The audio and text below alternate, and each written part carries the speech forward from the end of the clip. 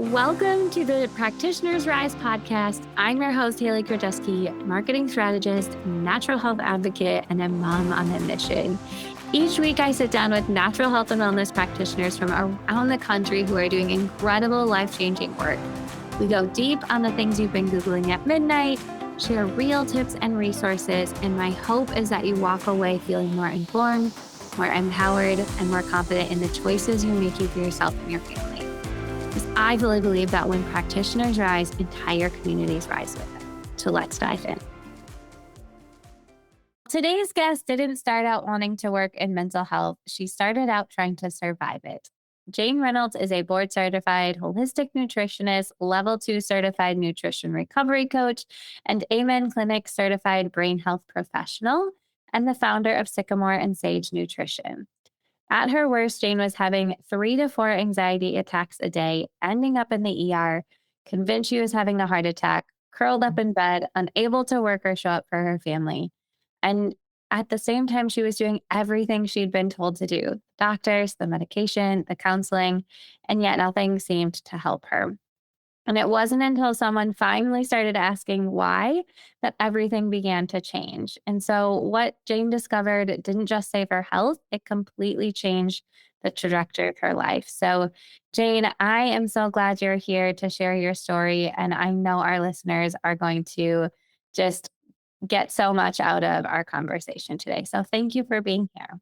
Yeah, you're welcome. It's an honor. And thank you for giving platform to this, the conversation, because it really is one of the most important conversations I think we ever have.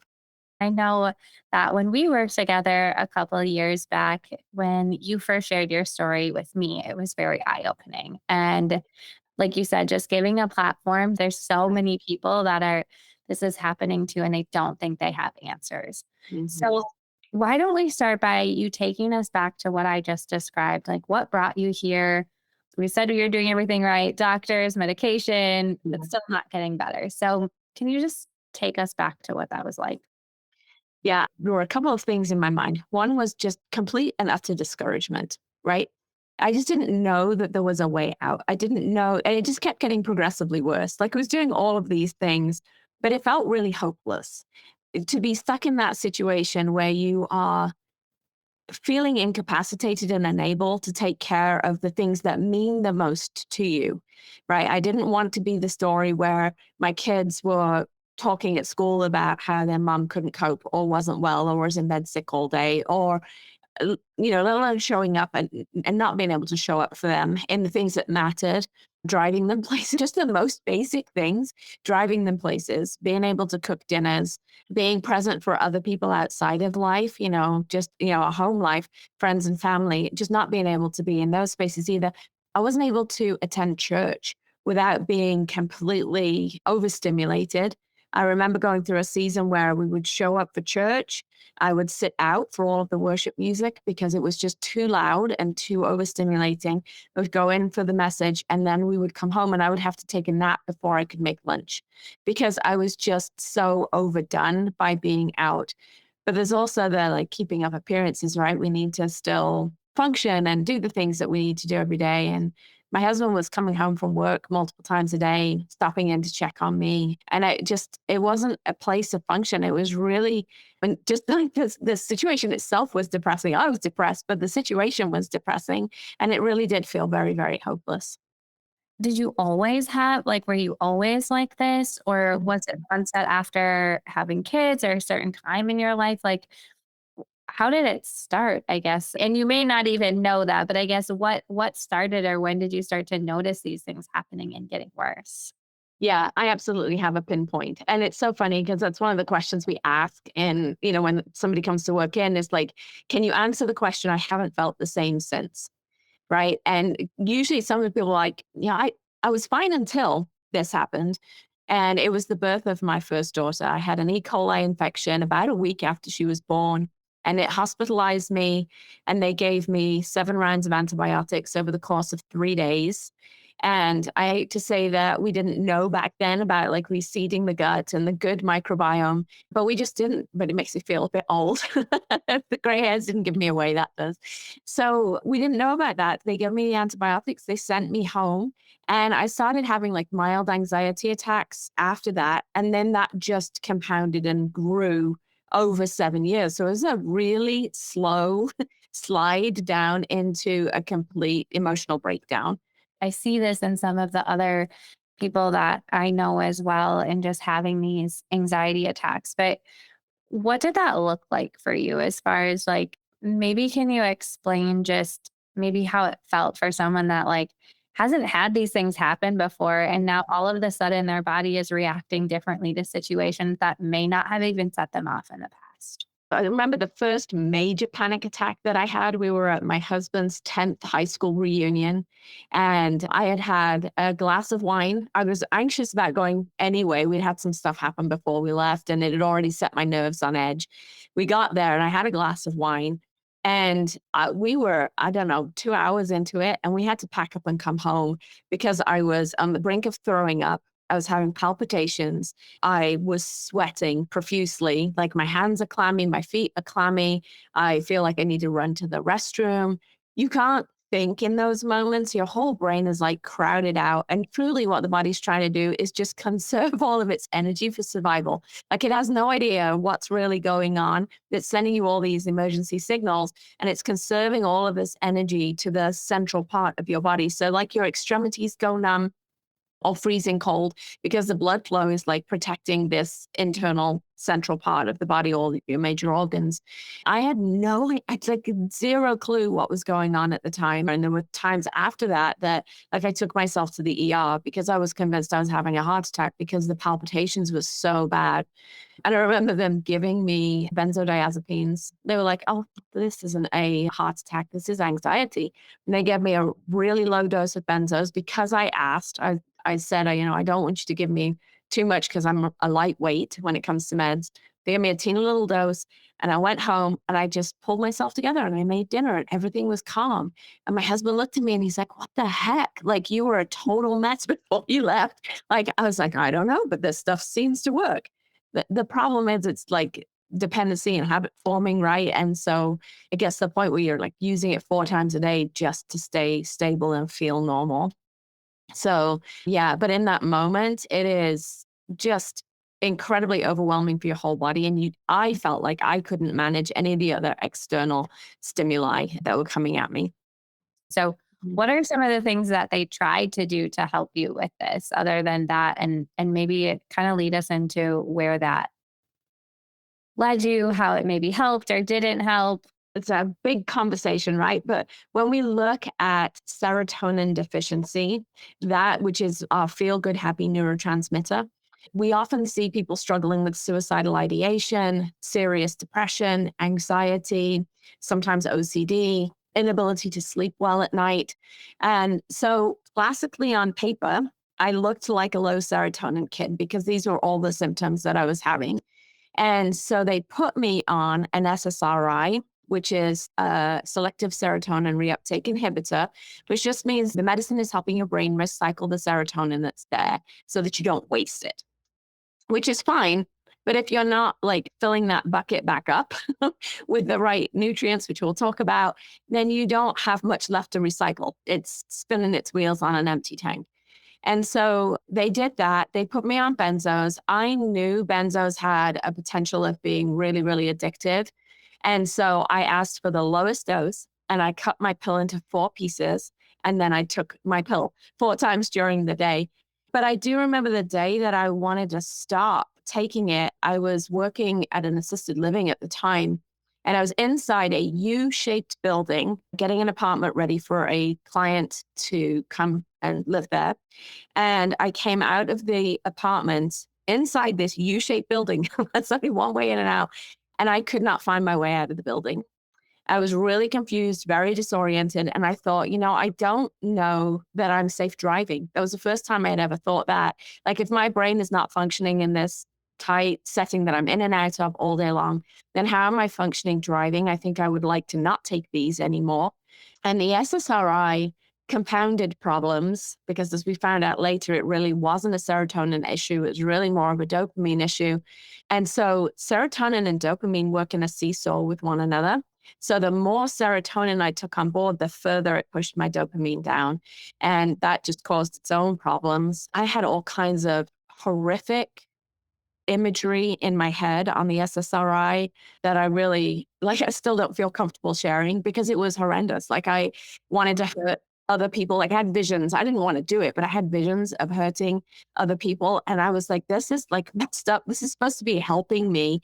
And I just don't feel like it is. We did switch that. And I did do a little bit better on the different one that they put me on, but it still wasn't the solution to the problem. So I'm still trying to manage in this 7 years. I'm still trying to manage like all of these ongoing things, even though I'm doing all the right things. I was going to talk therapy as well to work through some other stuff, praying until the cows came home, just trying to get to the bottom of it all, right? Right. And 7 years is a long time when we look at it to be struggling with that. And so I know that you had shared at one point, or we had said in the intro, and I know I've heard this from you, but it was a friend that finally suggested maybe see a naturopath. And you Yes. kind of described that as the turning point. So what maybe happened in that appointment that felt different from everything else that you tried was like, okay, maybe this is it. Yeah, there were a couple of different things. So the first thing she did was give me some Bacopa tincture inside a little shot glass of water. And immediately my entire world just kind of simmered down and calmed down. And Bacopa is just an adaptogen. It's used as a nootropic. It's an herb. And I was like, oh, like everything feels calmer. So I trust that what you're doing, like she was able to show me instantly that something could help.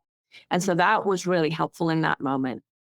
And then she said, okay, well, let's take a look at your neurotransmitters. Well, nobody in all of that time had offered to look at my neurotransmitters. And this is kind of a controversial test, but I swear by it, I mean, it worked so well for me and it showed where the discrepancies were. And that was helpful. And then the other thing was that she offered hope in that conversation. My husband looked at her and he said, you know, this is like, we're beyond desperate. Do you think you can really, truly help her? And she said, yes, I do. And he said, well, how long do you think it's going to take? Because all these other patches that I've been given, there was no end in sight to them. It was just go on them, stay on them, and keep going. And she said, I think, you know, it's taken her a really long time to get sick. So I think it's probably going to take us 6 months to a year. And we could mark those points on the calendar year that followed. And it wasn't 100% perfect at the end of the year, but I was functional and I was so much better than I had been when I stepped into her office. So she offered us hope, but she backed it up. And she said, we can do something about this. And it made the world of difference. That's amazing. And so when you started working with her, I'm sure you address things like blood sugar, food sensitivities, all of the things that many times people don't even associate with mental health. And so can you help our listeners understand what are the things that you did, but that also that connection between the body and the brain? That So the big piece of this that was so helpful for me was like this felt intangible. I didn't know how to get inside here and fix this. So when I learned that things inside my body were wrong or not working properly, and that was affecting this felt controllable. This felt like something that was fixable. And that gave me hope. So she started working on a number of different things. Separately, a chiropractor at the same time had suggested that I try a gluten-free diet. It's kind of all the fad and all the rage at the time for different things. It took me about 2 weeks to decide to do it because gluten's in everything. Did it because of my gut health. 7 days later, my anxiety attacks had stopped. And wow. that was completely unheard of. Like I was dealing with it 3 and 4 times a day and that had stopped. So I went back to the naturopath and said, hey, I did a trial and I took out gluten and this happened. Is there a way to test and figure out what other foods I might be missing and not know about? And she said, yes. So we did delayed food sensitivity testing. Very, very helpful. She also had me working on some other things in the background. She helped me taper off of the benzos. And then I transitioned out of her office and into a different one. And they said, we think you have something called reactive hypoglycemia, and we'd like to test for that. Reactive hypoglycemia is a funny beast. Your body lags in producing insulin. So you'll eat something that's sugary or sweet, could be a banana, right? And your blood sugar pops up really high, and the insulin takes a second to kind of catch up with what it's doing. And then it has a tendency to overreact and overproduce. So it pushes your blood sugar down quite rapidly. And if I don't eat, I had to fast for labs yesterday, and there was a whole screw up. All of Sonora Quest's lab systems were down, and I'm fasted, and I'm already wobbly because I worked out too. I should know better. I really should know better. And so by the time I get to my doctor's office to get a printed copy of my lab so I could go back, I am like dithering and shaking. My heart's racing. And the gal at the lab was like, "You do have a protein bar in your purse, don't you?" Right? Because as soon as we are done drawing, I want food in you. And I was like, "Yes, I do. I have five." Like, because every time I walk out the door, I throw one in my purse in case I need it. Right. So your blood sugar can get driven pretty low, and it can get driven low just by I get absent-minded, I'll forget to eat my lunch. And then by 2, 3 o'clock, it's in the 50s and I can't function. And the symptoms of low blood sugar and an anxiety attack are almost exactly the same. So Wow. it is, yeah, mind blowing to think about how many times people might actually be dealing with low blood sugar or very fast drops in blood sugar that are triggering this sensation inside the body because the body's trying to tell you something's wrong so you can fix it. Right. So just keeping your blood sugar stable is huge. And then later on, I got exposed to toxic mold and my thyroid went on the fritz.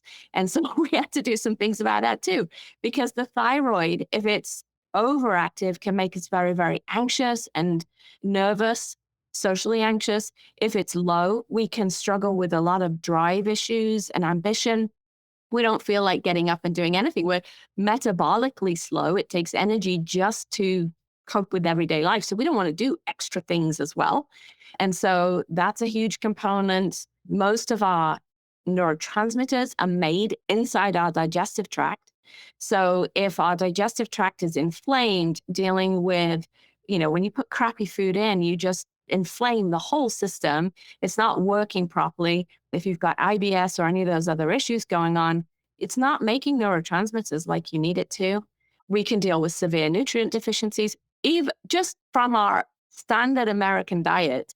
Just had a conversation with a young gal. She's like, sandwich for lunch, cereal for breakfast, spaghetti bolognese for dinner. And I'm like, where are your green vegetables? Like, where are your colorful fruits and vegetables? Where are your cruciferous vegetables? Like, we need all the components that come. We need protein to make our neurotransmitters, but we also need all these beautiful cofactors, zinc and vitamin B6 and copper in order to make neurotransmitters. We need omega-3 fats to keep our brain talking. We even need some saturated fat to help our brain stay functioning. So nutrient deficiencies are a huge piece. And then, of course, mold and environmental toxins and illness and medications all impact the way that our body is working and can have side effects that impact the way our brain is functioning as well. So there's a lot. So, number one, after stopping gluten, you didn't have an anxiety attack that you had been having for 7 years. That's pretty amazing in and of itself.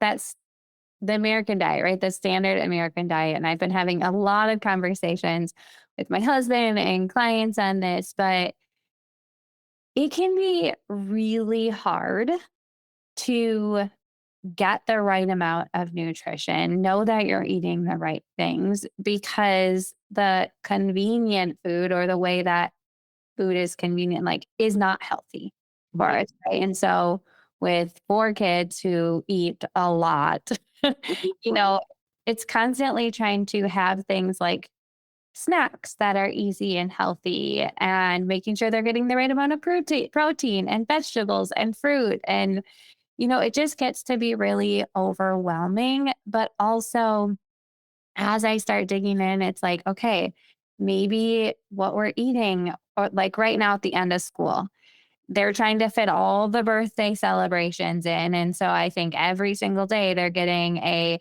cupcake or a donut or a something.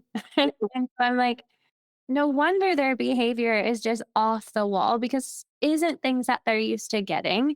And it's right away in the morning. Like, it's just, yes. So taking that from what you said, I think Where do you see the most? Like if someone comes to see you who's having maybe struggling with anxiety and depression and all of this, like where do you start with them? Because this can feel overwhelming. All of these things we are exposed to every single day in American culture, like there's a lot.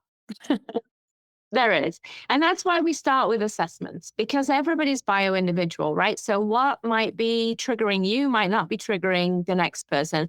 And I see my job as trying to help you get to the bottom of what your specific triggers might be so that we can work on visualizing and supporting you and not just giving you a blanket plan. You know, Mediterranean cleans a whole lot of things up, but it might not be that you tolerate beans and legumes really well. And that's in there a lot.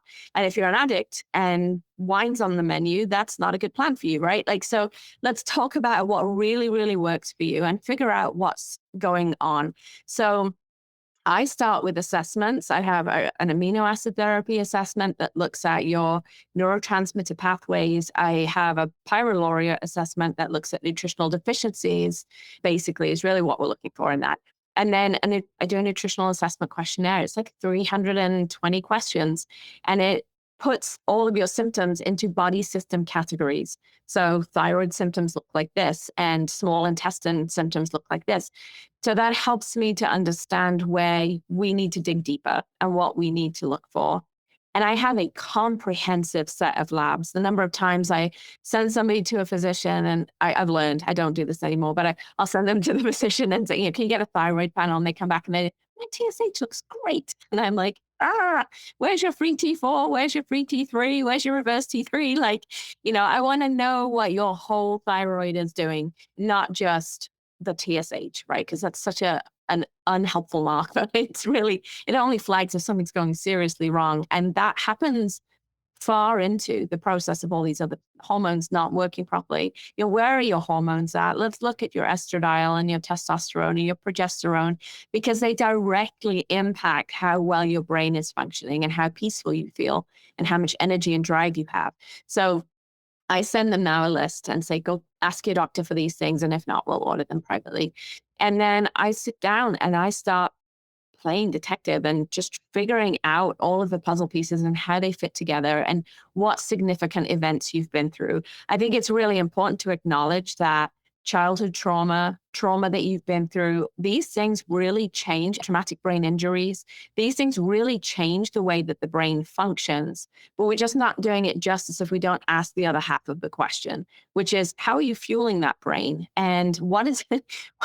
People say, I eat healthy. And I'm like, okay, so what does that mean to you? Like, that is my, my question, right? Because it could be healthy request soup, right? Because it's low in sodium, but there's no other nutritional value in it whatsoever, right? So we're asking all of those questions and then pulling all the pieces together. Generally speaking, I have people do delayed food sensitivity testing too, because I know how impactful in mental health nutrition it is. And then we can do a couple of other tests that either look at, it's the organic acids. They really look at what the body's doing at a cellular level. We give off byproducts when the body's working on all of these different things. So we can collect a urine sample, send it off, and have a look at all those pieces. And we might do a stool sample. We might do cortisol test. Like, it just depends on what you need. So we can have a look at all those pieces, gather all that information together, and then put together a plan for you. And I will tell you, we start with taking out the food sensitivities and blood sugar regulation. I think for 90% of the people that come into my office, their blood sugar is not regulated. And if we can just get that stabilized in the first couple of weeks while we're working together, it seriously decreases the amount of supplement support they need and really start shifting and changing. So sometimes we'll do those assessments another month in and just kind of see where everything's at, because just fixing that might actually not mean that they don't need so much support. Thank you for sharing that. I think it's really helpful to understand like how you look at it and maybe what's different than what they've tried before. Mhm. And I like the part at the end that you said, you know, just by trying the food first and seeing where they're deficient or what their body is reacting to before throwing a bunch of supplements at it, because I know that that can also be overwhelming of like, Mhm. now I have to like not only cut all these things out, but then take all these supplements and do the things. But if you can kind of figure out first what the body is reacting to, I don't know if you have any client examples or stories that you can share of like shifts that you've seen in people. There are a few that have specifically given me permission to use their names and stories. And this is by far one of the biggest ones that I ever worked with. His name was Lex. And when he came in, he was on 17 different medications for bipolar disorder. And so he just had, I mean, he had so many things coming at him. He was just overwhelmed all the time. And he was very angry and frustrated gentleman. Like he's just, but if you imagine, like your whole body is just overwhelmed by all the things you're putting in, right? We worked together for a long time, like 6 months. And I believe last time I checked with him, he was down to like 4 or 5 meds. And it's not that I do tapering, but I support the body while he works with his psychiatrist to get the meds down, right? But it's the first thing we did with him was recognize that he had moved straight from addiction into sugar addiction. And his sugar addiction was driving all of his highs and lows. And so when we were able to get him doing protein every 3 hours, his mood evened out. He was not angry and frustrated. He was working part-time as an Uber driver. And he's like, I was just flipping people off. He's like, I've got a church bumper sticker on the back of my car, but I'm so mad at everybody. He's like, I just, I wanted to just yell at everybody all the time.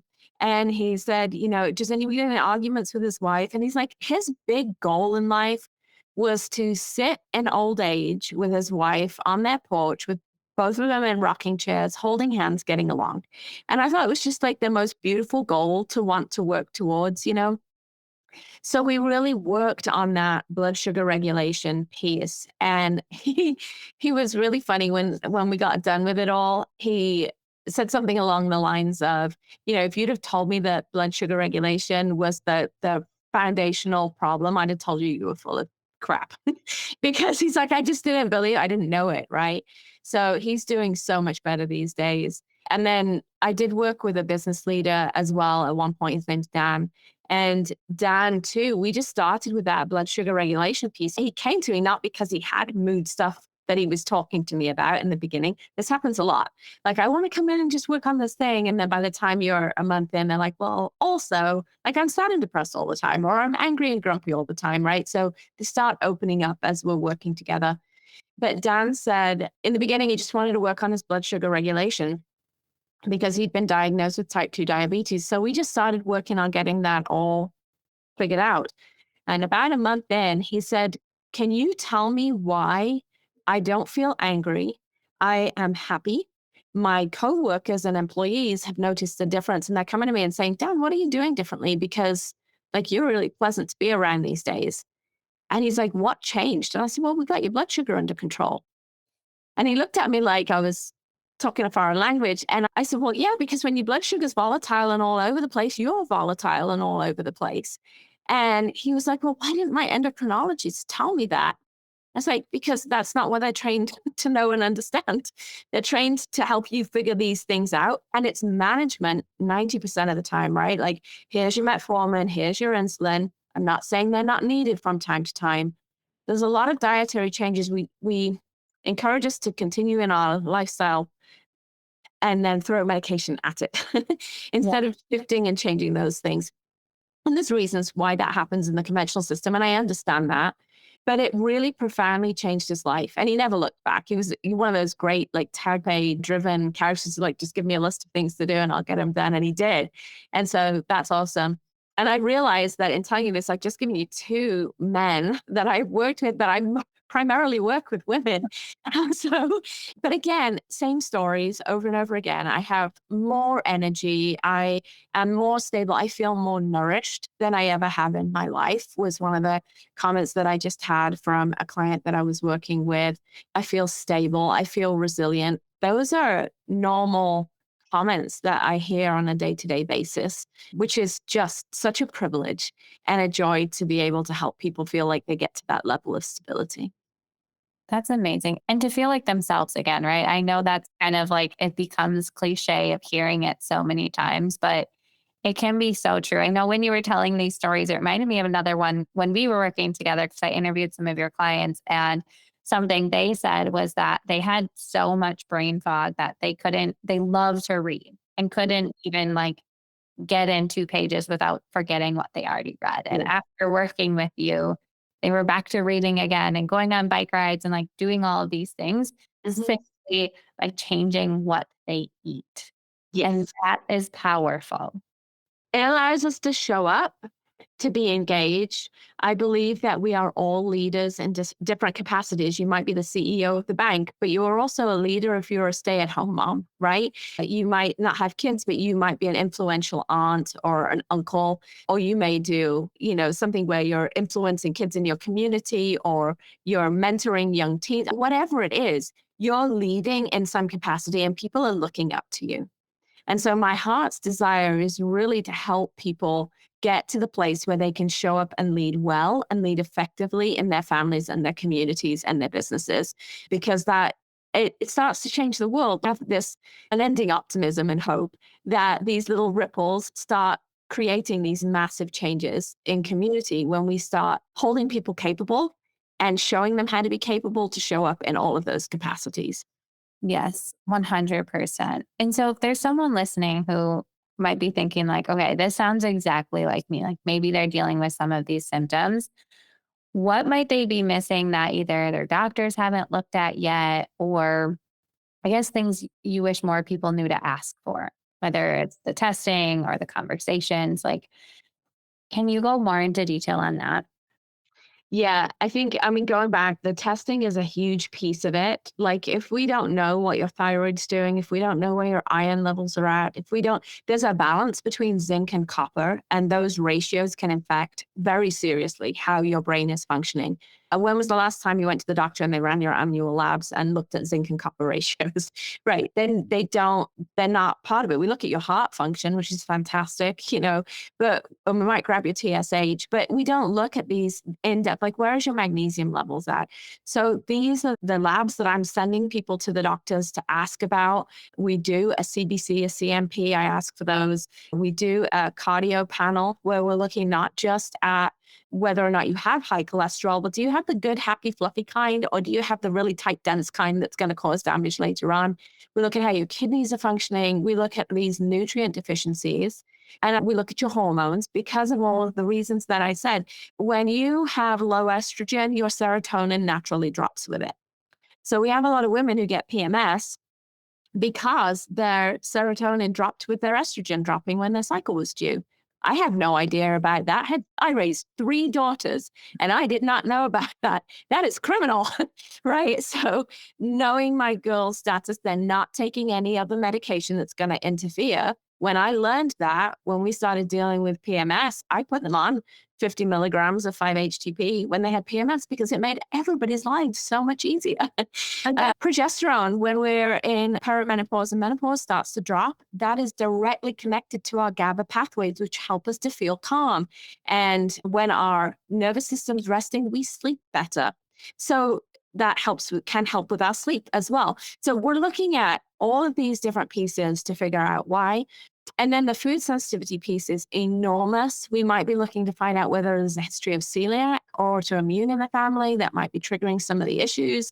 We're definitely looking at the fundamental things with the metabolomics test, which looks at heavy metals as well and gives us an idea whether or not something's, overpowering and washing out iron or zinc, and we need to help with that balance. So these are the things that I didn't know to ask.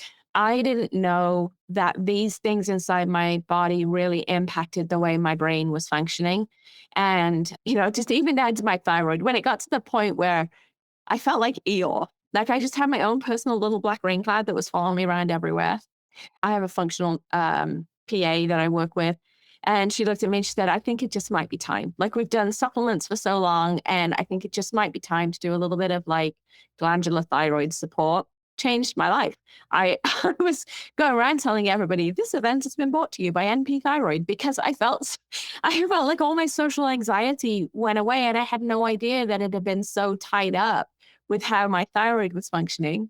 And then one other funny story over the summer, she checked my labs and my D was quite high, my vitamin D. So she's like, can you, back off? And I was like, great. Yeah, absolutely. Well, let's do that. Didn't think twice about it. Went into winter And my husband pointed out to me about halfway through, he's like, how are your vitamin D levels? Because you're sad, you're gloomy, you're snappy, you're walking every morning, but the sun's not up. You're at your desk all day long. Have you checked that lately? You know, great to have this guy in the house. It's like, here's a mirror. Can I hold this up to you for a minute? And just, so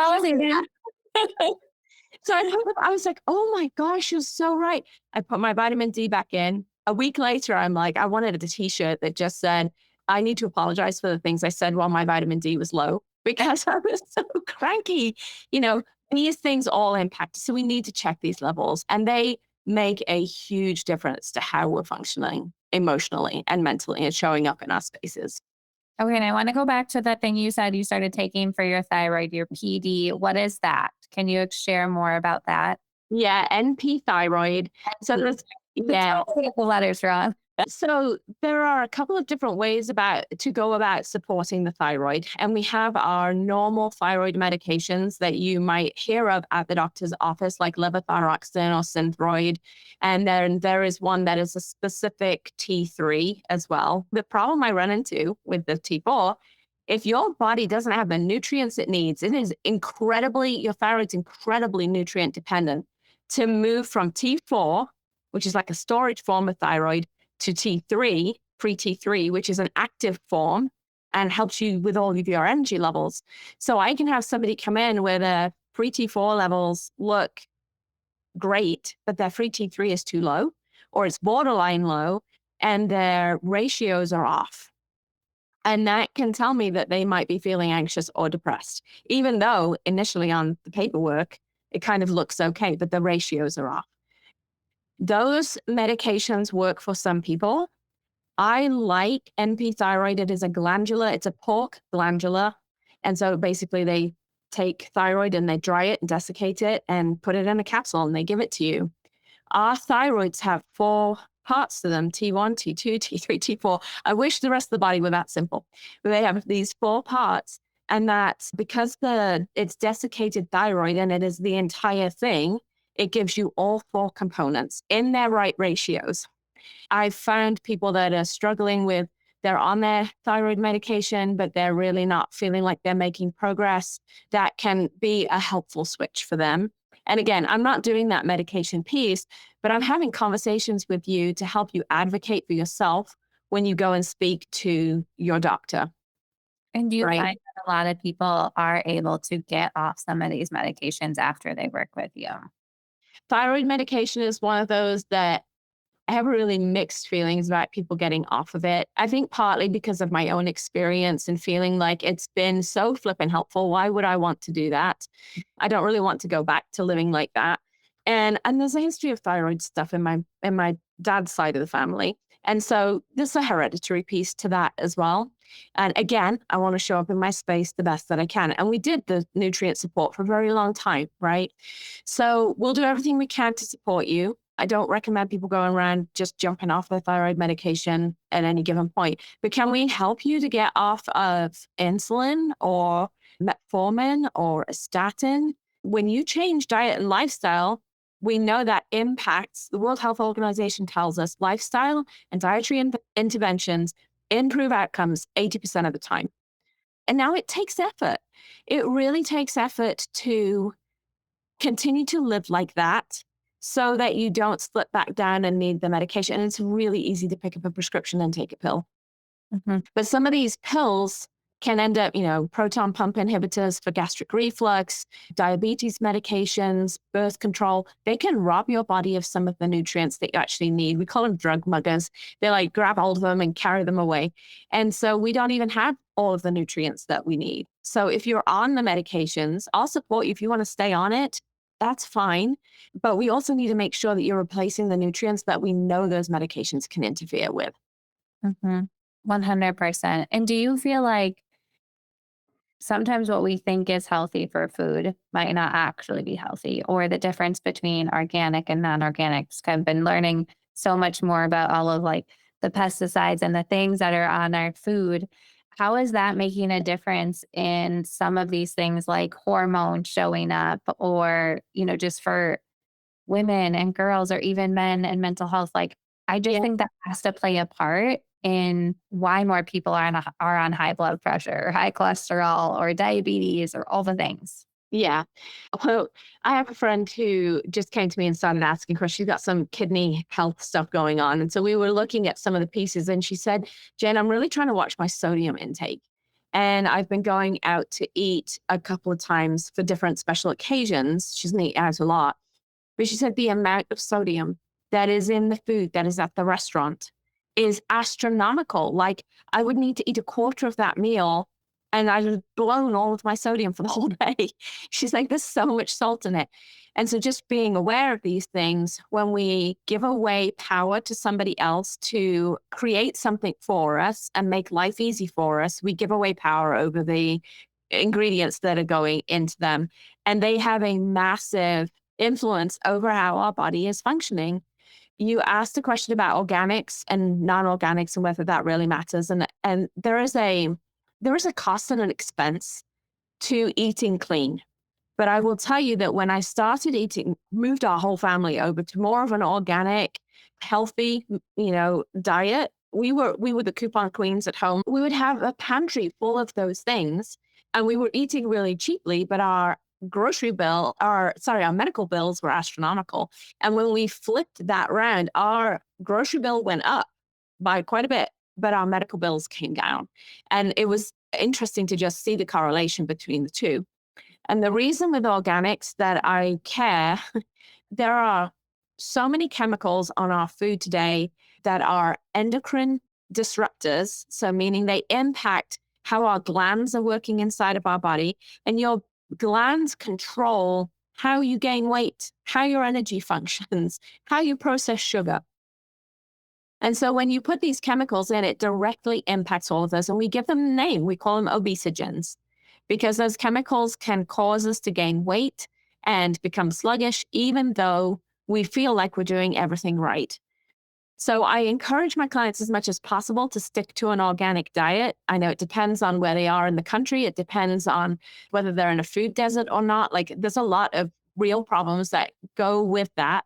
And if you can't do that, then maybe there's a farmer's market that's near you where you can really talk to them about what they're putting onto the stuff that they're growing. The other piece that's really important to me in all of that is those chemicals are designed to interrupt the way that a bug's brain talks to its heart and lungs. And it stops the messaging from happening so that the bug's heart and lungs won't expand and contract anymore, which we need for a heartbeat and a breath, right? So we know that they are designed to interfere with brain function that way. And so if I've got somebody coming to my office who's already struggling with how their mental health is functioning, we're not going to compound that by adding in a bunch of chemicals that make that worse, right? Mm. So, That's such an interesting way to look at it. I never thought about it like that before, but it makes total sense. yeah, there are studies that have been done showing that kids in other countries who don't have access to all of those organophosphates and chemicals on their foods, their IQs and their ability to pay attention in school and study, their incidences of childhood ADHD and OCD and oppositional defiance disorder. When they've got oppositional defiance disorder, do they really? Or can we look at what they've got going into their diet every day? Did you send them to school on toast and orange juice? Or did you get them protein so that their blood sugar is not all over the place, so that they have the neurotransmitter building blocks inside their body, that the proteins help your immune system? Are you helping them by getting them enough protein so that they don't get run down and get sick and get things that influence how their brain is functioning, like strep? Strep can really cause some serious OCD problems in kids with pandas and pans. So, you know, it really, really, really matters what you put inside your body. It really matters. And that goes for all of it gets big and overwhelming. But like, what are you cooking with? Like the non-stick pan surfaces. What are you washing your hair with? Or what's in your makeup? What's in your lotions? What's in your deodorant? All of those things, they matter because they interfere with the way that the body handles things. What are you storing your cooked food in? What are you warming it up in? These things all matter. And they become part of the conversation that we have when we're working together. And it's why I don't work with people for a month at a time. I really do start with 4 months because I want you to get all of these little pieces and we just build one on top of the other.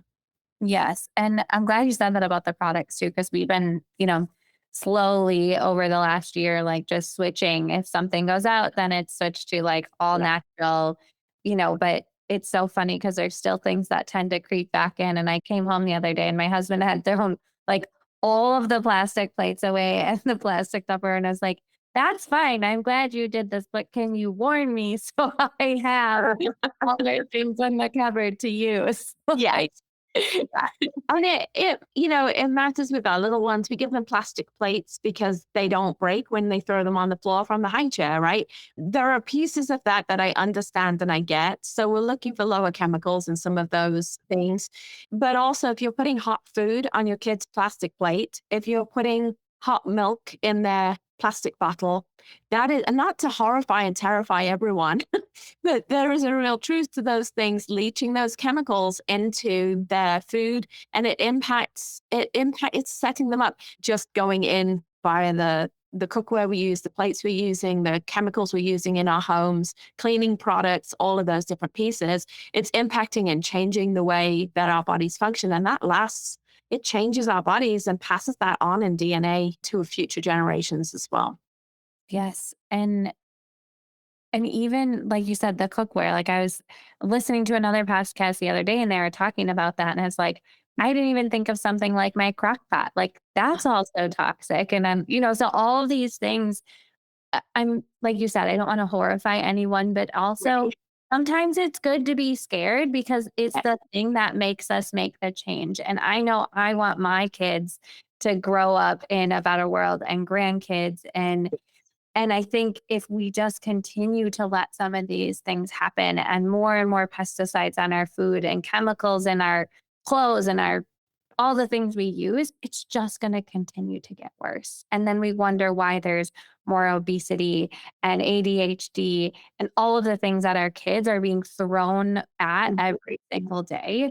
It's Yeah. because of the things that are on our food and in our everyday lives. And so, yeah. And we still have to live in this world, right? Yeah. So we run the risk of terrifying people into living with such strict lives that I've had people who are, showing up terrified to ever eat out at a restaurant, to ever have the cupcake on their birthday, to ever, do the thing. So we still also need to participate in life. And unless you move to some remote region of Alaska where the air is really pure and clean, like we still have to function inside of our spaces. So we're going to make the best decisions that we can. And often the thing you said was brilliant. And it's what I encourage people to do: change one thing at a time. If you've learned about this one thing and you just want to replace your cookware right now, then work on that one thing. If you've run out of peanut butter and you need to replace it, then get organic next time you do it, right? It's a little change at a time until you're like, oh my gosh, everything costs a lot. But it really is helpful to just do it like that because it helps prevent some of that overwhelm. And I'm dealing with people that are overwhelmed. So we're not trying to make that overwhelm. Yeah. But I also encourage people to be, you know, if somebody comes in my office right now, and I learned this from a phenomenal mentor, Christina Veselak. She's so sweet and so kind and gentle in her approach. And so I've kind of like slowed my roll after learning from her.